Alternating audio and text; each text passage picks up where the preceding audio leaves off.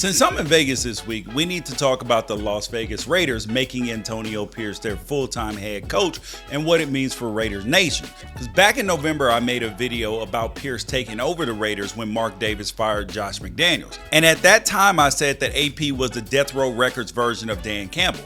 And after reading what this man had to say in the Player Tribune article this week, I'm ready to double down on that. Because Antonio Pierce's letter to the fans begins with, "Dear Raider Nation, y'all ready for this?" That's what I want to know right now, more than anything from you guys. Like, are you ready to put some ass whoopings on these other teams or what? What AP essentially said is, "Hey Dan Campbell, I see your knee biting and raise you an ass whooping."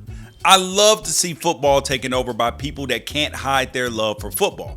And maybe you'd rather have the same old politically correct stuffed shirts running things, but this is a game funded by people who want to be entertained.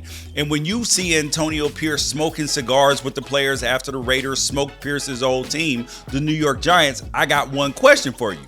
Are you not entertained? Because Raiders Nation is much bigger than Las Vegas. Shoot, they've existed in 3 locations over 4 different eras. It's a franchise defined by underdogs, outcasts, and BAMFs. That's right, BAMFs. I'll let you look up that acronym for yourself.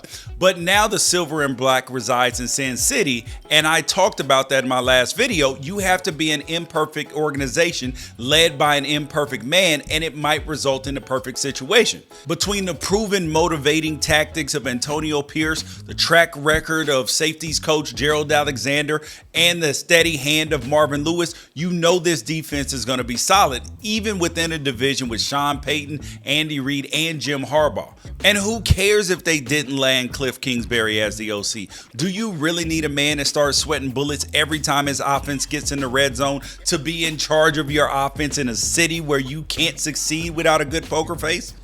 My message to Raider Nation and the whole city of Las Vegas is enjoy the Super Bowl and smile when the people joke and say that this is the closest you're ever gonna get to a Super Bowl.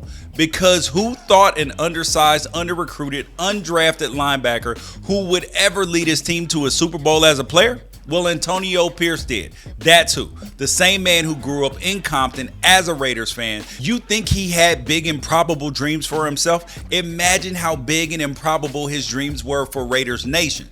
So ride for Death Row Dan Campbell, because it might not be long before Las Vegas and the Super Bowl are used in the same sentence without talking about the location of the game. Let that sink in.